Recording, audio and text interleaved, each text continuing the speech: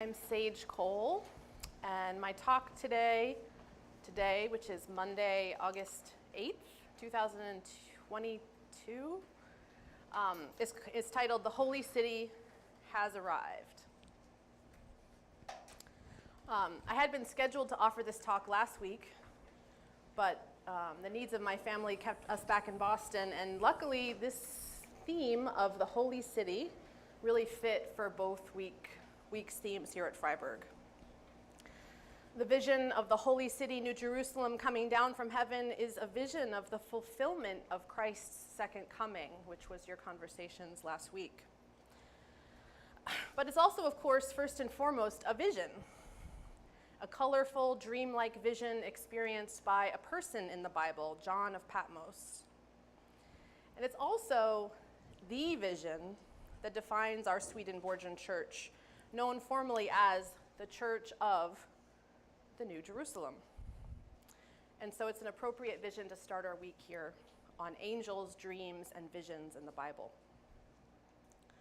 I have to share that I'm also kind of pleased to have had this schedule shift and to be speaking both today and tomorrow, because everything that I want to share this year is really connected to a larger vision that I personally have been experiencing and exploring this past year and probably before. I don't come to you this year, as I have many years prior, with a patchwork of doctrinal ideas sewn together expertly from the dull notes. This year I come to you with the hope of expressing something of an understanding that has been emerging in my lived spiritual experience. I don't know about the rest of you, but I feel like I'm just starting to come out of a fog that has laid thick over these last 2 to 3 years. I know I was here physically with all of you last year, but I don't remember what I spoke about. For the last couple of years, I have not been okay. Have you been okay? What has happened to us? Do we even remember all of the twists and turns of the last few years? COVID-19 has had a global effect, an effect on all of the humans, really all of life on Earth. It's been a forced global timeout, a chance to stop for a second, to stop fulfilling our obligations long enough to look back and see what this world that we have created and that we continue to participate in, what defines it? What is working well, and more often, what is working poorly? For over a year, for those of us who were privileged enough to socially distance, we were forced to look up close at who we are, at where our responsibilities lie, at all that we need and don't have, all that we have and don't need, at who is thriving and at who is barely holding on. To look around at all that we have created and say, is this really the best that we can do? For me personally, this pandemic brought intensive parenting obligations, a pressure cooker of bodies and laptops trapped together in a small space. It also brought, after 4 or 5 years in the church in Cambridge and 17 years of ministry in the church, just a fuller waking up to the reality of our church today. The long, slow decline that it has been on for the last however many years. And how close we are right now to teetering out of existence. And this pandemic also coincided for me personally with my own journey into midlife. And sometimes in my moments I've wondered if this is Gen X's time, you know. We had midlife, the movement of midlife and this huge crisis as a world. And I don't know about other people in their mid-40s, but for me it feels like I'm sort of teetering on the top of a bell curve. And I'm asking questions about life, about what my contribution will be, about what I might be called to do or say or make or live before I take that slide down the other side of the bell curve and am forced to let it all go. From this vantage point of midlife, I've been given to see how the previous 45 years of my life have been spent so often caught up in a loop of judgment and criticism, of everything about myself and everything about everyone else. How every moment seemed to always contain this ideal moment that was just out of reach, that I had just failed to manifest completely. I was just missing out on. How I've spent my life committed to the spiritual journey, but always felt like that journey was just ahead of me and was never exactly where I was. Never coiffed enough, never timely enough, never relaxed enough, never balanced enough, never healthy enough, never disciplined enough. Go ahead and add your adjective. And while certainly I've challenged some of these measures as unfair in my mind, this is training that goes back generations, centuries. And I can feel how I have spent my life really addicted to this constant measuring of trying to determine whether I'm okay, whether I have met the expectations that have been presented to me, or whether I have failed. And this addiction, half the time it feels really good, because when you do a good job, or when you're patted on the back, or when you're told you lost weight, or when you're doing really well, that feels really good. So there's a reason that we seek it. It feels so good to find a role that is needed and to fill it well, or to be seen as capable. But I imagine we all also have experiences of knowing the other side of that measuring. When we aren't thin, when we aren't doing the job in the way that others would like, and we're not getting that gold star. And so there's this constant juggling between these two feelings, trying desperately to have them measure up in a place where we are okay. And I've become aware of how much this inner chatter totally alienates me from myself and from other people. Because these judgments are not just about whether I am thin enough or good enough or strong enough, but they are about whether others are. And those same judgments that I hold against myself, I hold against my neighbor. Sorry. I lost my page when I was leading chapel.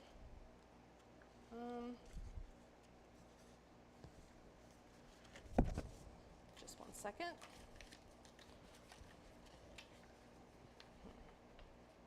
Well, I was going to read to you now the scripture passages of the Holy City, but I read it to you out there in chapel, and now I don't know what I did with that page. So, you know the story.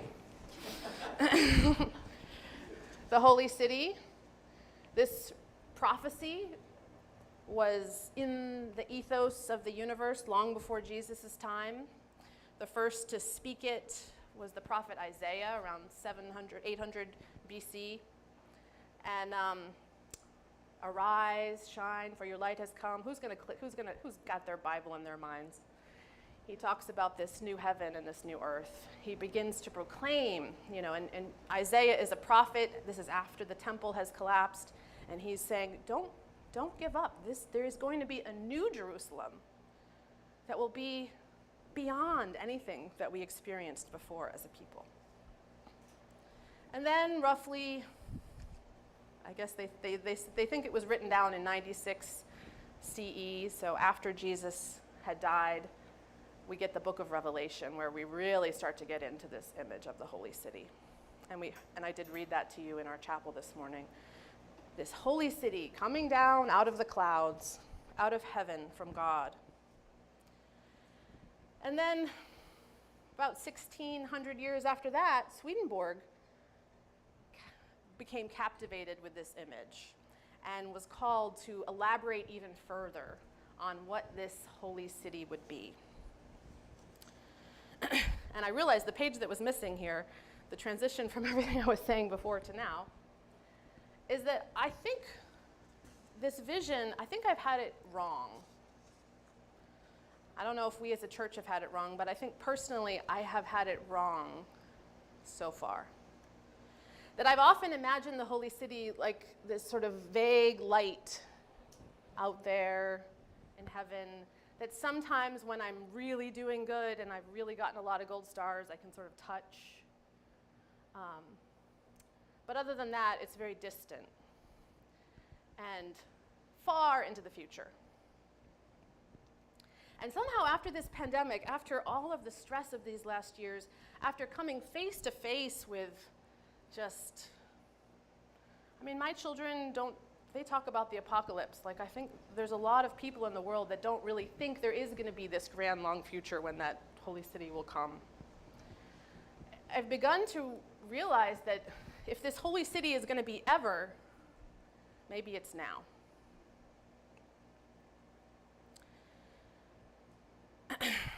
And maybe it isn't a holy city that is perfect and isolated, set away for a few, but maybe it's for everyone. And maybe in this time in history, we need this holy city. We need this new church that Swedenborg proclaimed more than ever before. Our church organization is the legacy of Swedenborg's declaration that this holy city is an image of this new church that was to come into the world. I like to think about those guys who started this church. I like to imagine them. They probably all could fit in this room.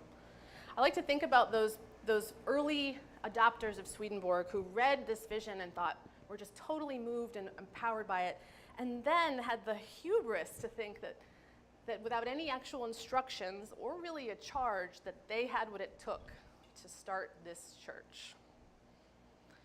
I'm slightly jealous of their hubris, actually. But maybe it was hubris coupled with a genuine call from God, and maybe the two are always necessarily linked. But we can see how these men, maybe there were some women there, but these theologians, these ministers from other Christian denominations, sought to hold this giant vision and then create an organization and a structure that ultimately would carry so much of the old Christian church with it. How could it not? What they understood to be church was a very particular thing. It's kind of a little bit funny. Maybe it's too soon.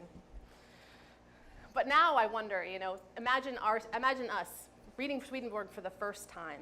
Imagine us receiving this vision and the world that exists today, and how we might go about building a church. And would it be different than it had been?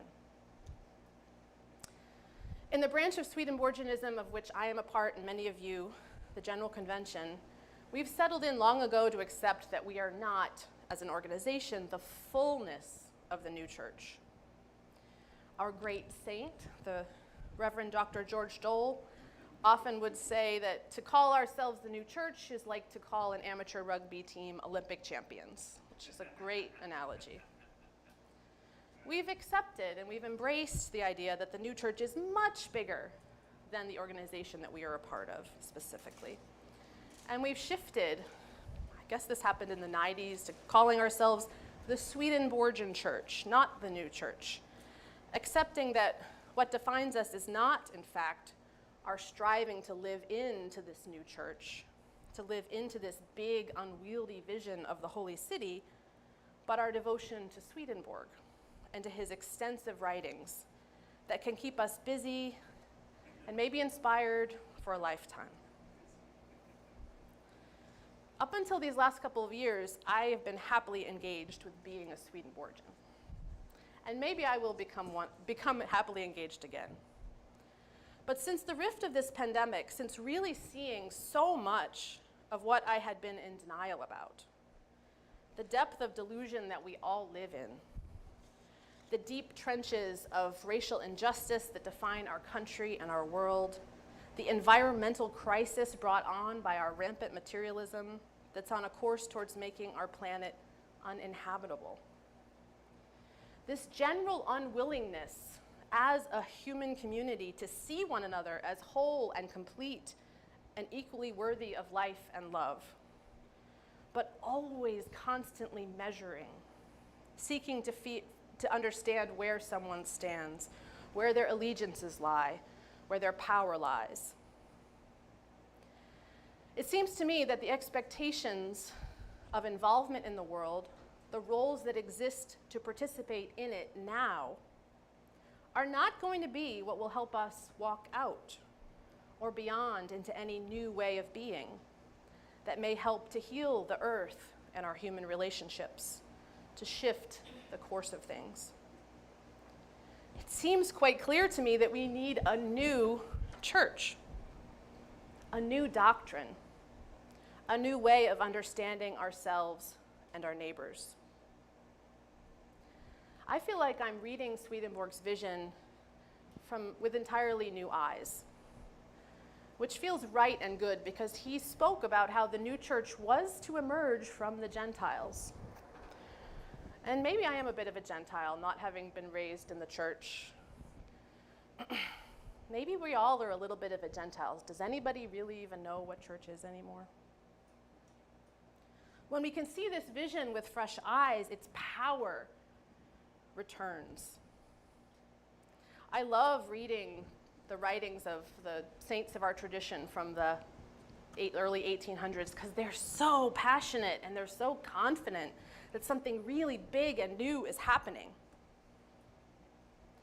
This vision of the holy city is a big one, and it settled into my bones and started to awaken me to my true self.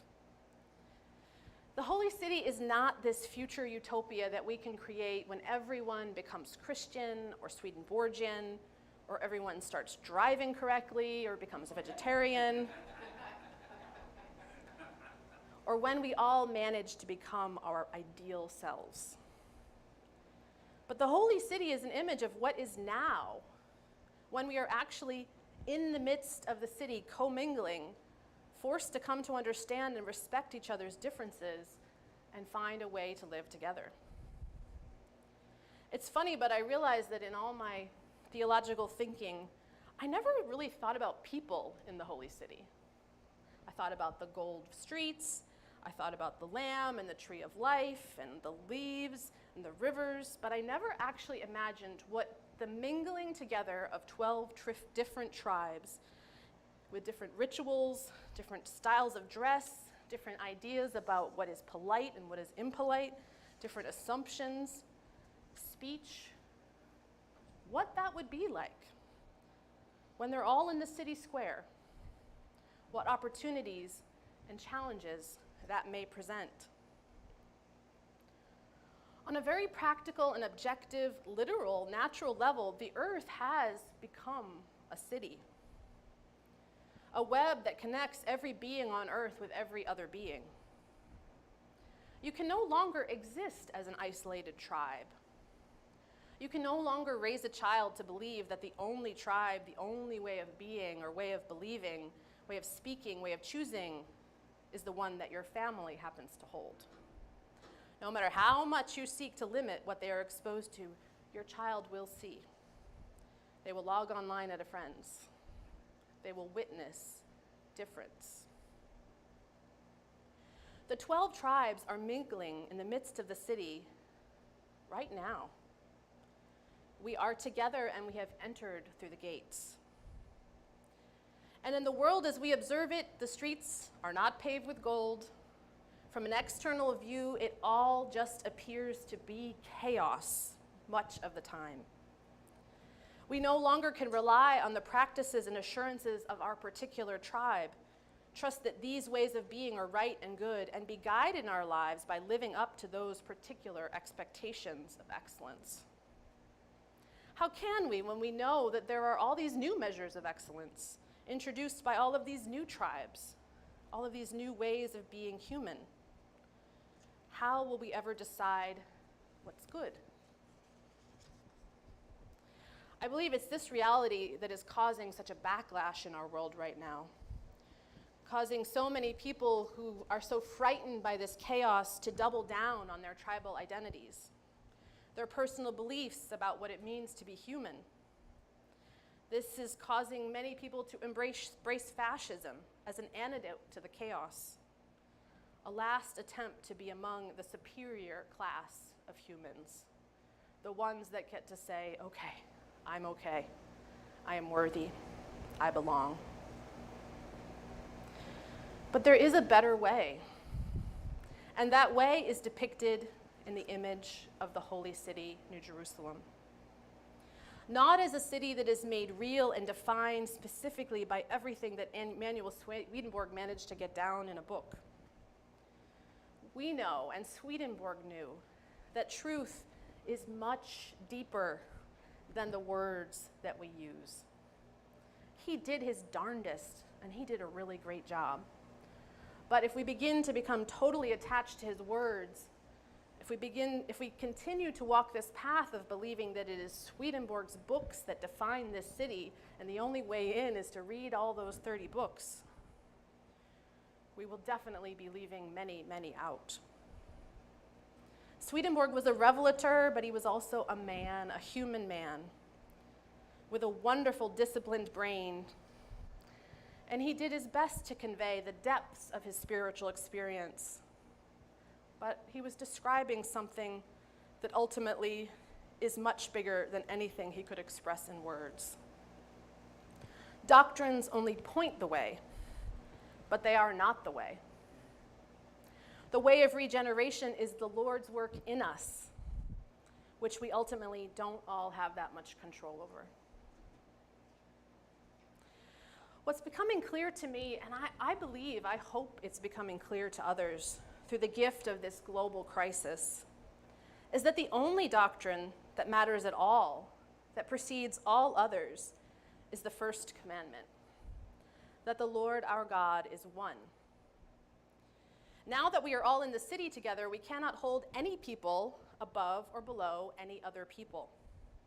We cannot hold any of life as separate, out of the circle, less important than any other life. I believe that the new church is the collective of all people who come to know, to believe, and most importantly, to operate from the understanding that we are all made of the same substance, which is love.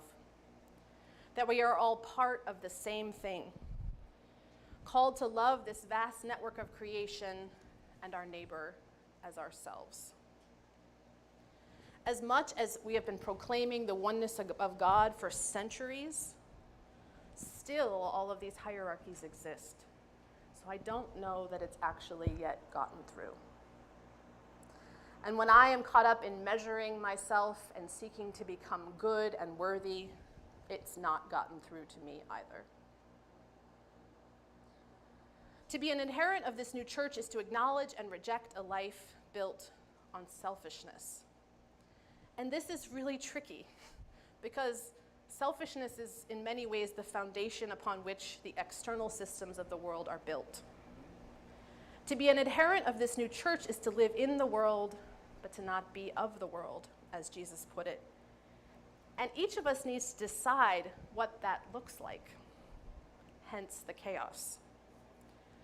When we wake up to the truth of our oneness, of our shared divinity, we will each find ourselves in a different place with different challenges and different opportunities. We will respond to this waking up differently. Some will hear this message and immediately run for a quiet spot in the forest to create peace. Some will join in protest against injustice and be called to work tirelessly for reform of this world so that more of our fellow humans can have the opportunity to be fed and cared for, to thrive. Some will have to just sit in their own beloved nature for a while until the message gets through the many layers of belief in their own unworthiness. Some will hear this message and dance, some will hear it and cry, some will throw away all their belongings, some will clean up their homes and appreciate what they have. We will all have to stand in this breach, in this in-between time in our own way. And there will be many, many forces working to quiet us, to tip us off our course, to keep us in our place so that those who hold the power to dictate reality can maintain their position. And many of these forces will attack us from within. Who are we to start to say that we are loved and that we are called to love others? You can't possibly be loved enough yet. You haven't done enough, accomplished enough, proved yourself worthy.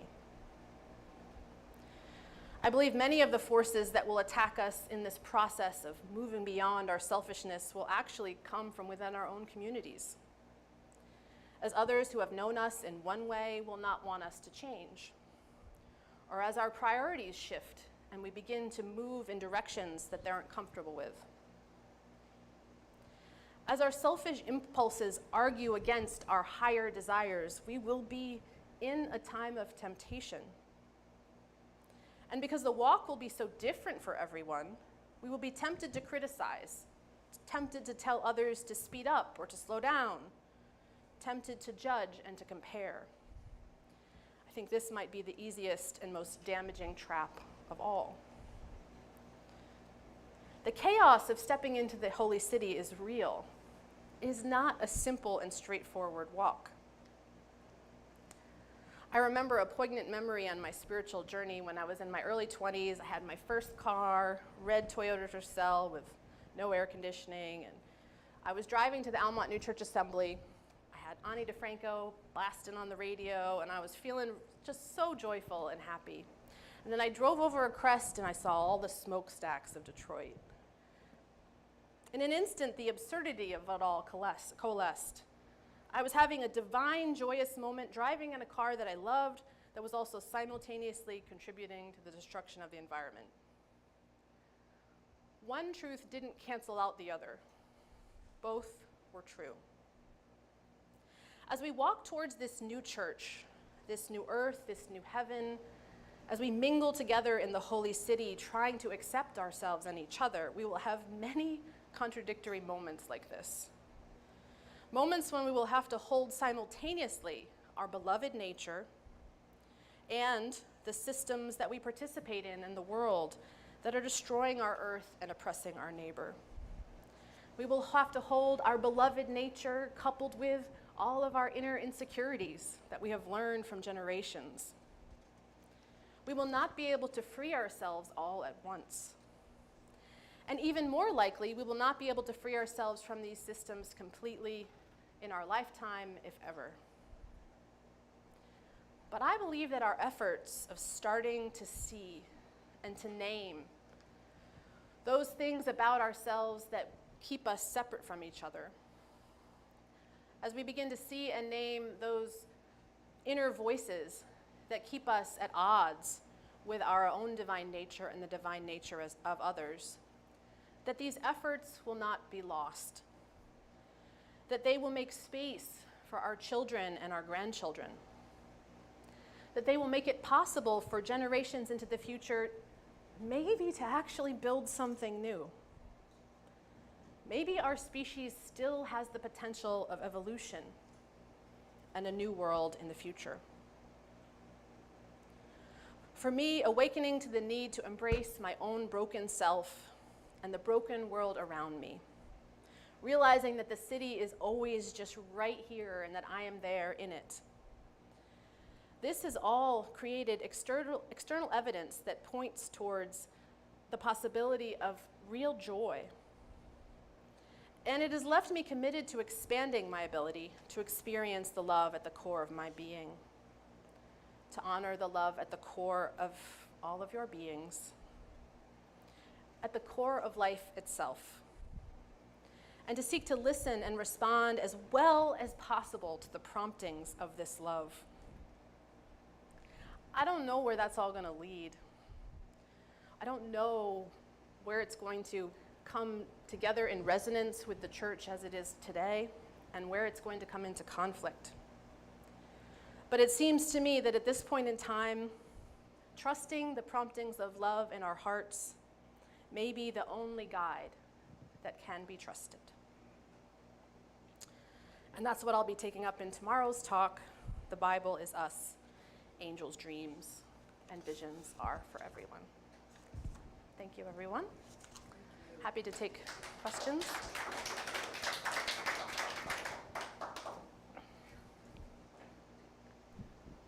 Any comments, questions, reflections? And do you want to say you want to hold the mic like this to speak so that our viewers can hear you? And I will disinfect it between people.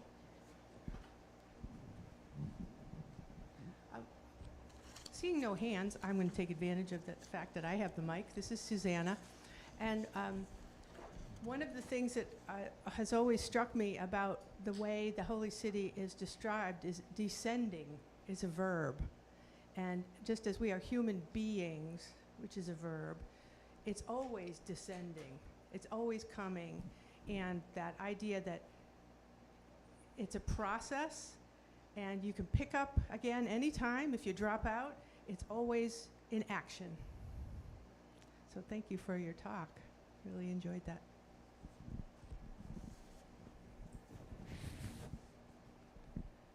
This isn't so much a question as just what I'm resonating with what you're saying.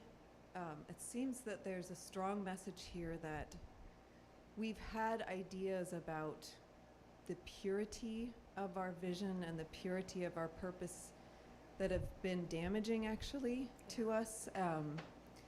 And that I just love your story of being in your car and loving your car and then realizing how destructive that same car is. And I really am resonating with that. And I think there's something in here that's important for us, that we need to find our way through something that's much messier than we had been hoping for or imagining, but that actually that in the end may be more hopeful because it's truer. So I'm just resonating a lot with that aspect of what you're saying. So thank you. Thanks, Rebecca.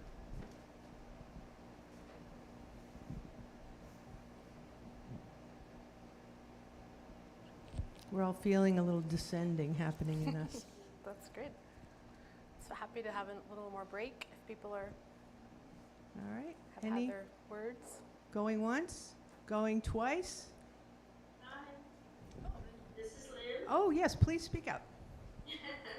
Susan, I'm fairly new to the Swedenborgian Church, and I read Swedenborg in my 20s, and I'm so grateful for your talk, because as we look at the social impact of what you're discussing, I love this question of loving all our beings, promptings of love. And can we actually see the other's promptings? Can we actually see the blessedness of the promptings? And I think you said so many different things that makes me, jump in a deeper way. So I just want to put a big thanks to you and open the door to this holy city and understanding. And I think when we jump in, you were talking a little bit about, theologians and carrying the church. And, I've been in theology now for 13 years, and I've been studying and I've been watching. And, prior to that, looking at many different varieties of theologians and from all different traditions and all different places. And I think when we look at the new church, the openness to that love is so key. The openness to our seeing the promptings, whether it's the car and the earth and the promptings of that love and what we live in, because it's in that other thing that we live in, and how do we bring it back into the practice for ourselves. And I just thought you might jump into just a little question about practice and what your thoughts might be about practice. Yeah. Thank you, Lynn. Practice. Well, all of practice. I've really been having some profound spiritual experiences this last year that have not been bidden. They have been gifts of God. Maybe perhaps the only part where I bid them was I started to become tired of myself and tired of the constant worrying efforts. And so I'm still trying to figure it out. That's why I'm here, and I'm still trying to figure out how to practice this work. And it's very naked. I think beginning to walk into the Holy City is a very naked experience. To be faithful to our hearts, to be faithful to God first, and not, I always have spent my life, oh, you need a trombone player, I'll play the trombone. Okay, oh, you want me to do this, I'll do that. I feel like many of my choices have been shaped based on what would be pleasing to the people that I'm accountable to, which again I don't think that's a bad way to be. I think it's been a great life, and there always needs to be that resonance. But when we wake up to see the limits of the roles that we are fulfilling, I mean, there isn't really a path for success in the ministry in the Swedenborgian Church anymore. I sort of had it in Freiburg for a little bit until I realized that there was no one else coming who was my age. And even there was a lack of resonance for the people that I knew were suffering and I knew were in need. So I just think the practice is deep trust and faith. I think I hope and I believe that spiritual community can be a place where we can practice this work by actually encountering one another and accepting one another and doing the hard work of working through our projections onto each other. And I hope and believe that can become an avenue for our collective growth and renewal. I think mostly we just have to breathe. That's probably the only thing that I come back to. And I do believe a big part of my journey has been, which is partly where I recognize the limits of the Swedenborgian Church, has been coming to a yoga practice and to other ways of getting in my body and being present to who I am. And this is the part where I hold a lot of sadness but also hope, is I do think, as you mentioned, Rebecca, that some of our ideals as a church around purity and perfection, I do think have been harmful. I think the world tells us all kinds of things about purity and perfection. Just watch the ads and you'll find all the things you need to be more pure and more perfect. And it disturbs me when the church has some kind of a similar message. Jesus invited everybody immediately to the table. The kingdom was right here. There was no night cream that was needed before you could come to the table. It was just a willingness and a freedom. And that's what the church and faith is about, this willingness and this freedom that doesn't have to do with perfection. And I think sometimes we can be even more willing when we let go of the perfection, when we're just ourselves. So I hope that was helpful. I'm still figuring it out. Stay tuned. Thank you so much. I think we do need to get messy to get ideas out. Yeah. Because our messiness, we hide behind doors, and we don't open each other up to that. The fear of trying to be holy, or the fear of, there's something within us that prompts us to love another human being, but do we really open to the full self with each other, and really let each other, let down our hair and really open, and it's such a beautiful gift. So thank you for the love. Thank you. Thanks, Lynn. Thanks. Yeah, so thank you, Sage. Also, just a note to Lynn, thank you so much for being online again. It's wonderful to see you and hear you. This is Gard Perry. I'll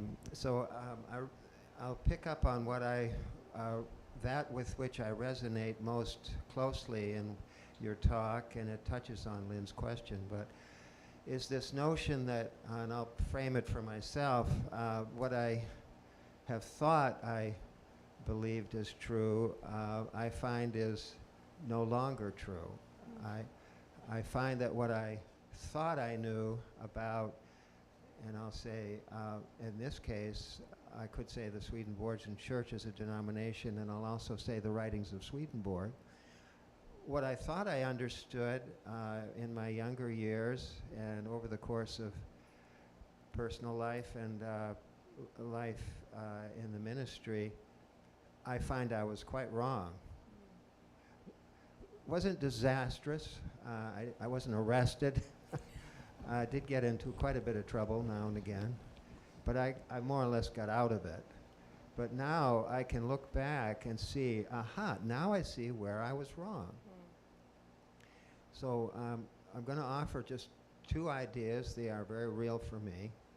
I am revisiting a portion of Swedenborg's writings. Now, it happens to be what I can parse out, I can see is distinct and can be read as if it is distinct from the ecclesiastical framework, which is inevitable if you're talking about 18th century Lutheranism, Catholicism, Reformed Protestantism, and Swedenborg's writing. I mean, it's just all over the place. But I think many know that a careful reading will realize that, aha, there's Swedenborg the psychologist. And I'm saying the word psychologist loosely. Wilson Van Dusen famously has written in this area. The phenomenologist, the empirical Swedenborg, who's seeing, hearing, feeling. So this is very, very real. And it's very, very non-ecclesiastical. So I will, let's see, I don't want to say, I'm going to hold hands with you, Sage, as we go forward in critiquing the form of the church, which I also, as in the present form, I'm flummoxed to try to see how it will go forward in its present form. But I'm relieved to know that, of course, that won't be the case. It will change. And at the same time, I'll go to this next idea right now, that my way currently, is to interrogate my way of understanding these words and to realize I have not understood them. And I believe I can understand them in a different way, which I'm finding most promising. And it is a step-by-step discernment that I'll leave as that. And with that, that's actually just the moment I'll acknowledge after with Sage, with Lynn, that there's a practice there. Okay, that's wonderful. Thank you so much. Thank you. I surrender the mic.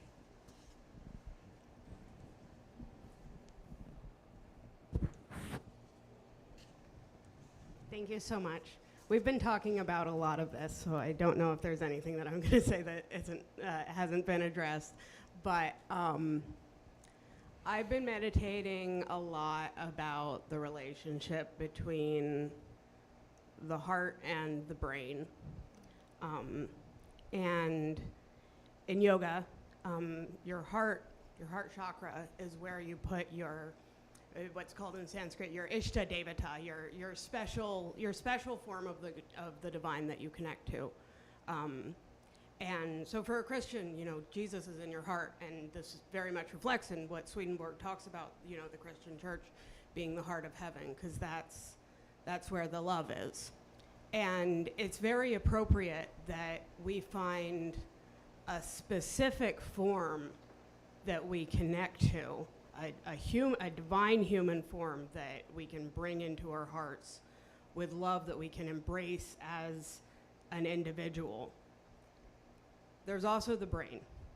And so what's the difference between the energy that we feel with our emotional selves, our deepest identity, and the part of ourselves where we let that go a little bit, where we see love as something that transcends individuation, that transcends an individual tradition, that transcends an individual church, where we open ourselves up to something that goes beyond our own personal perspective.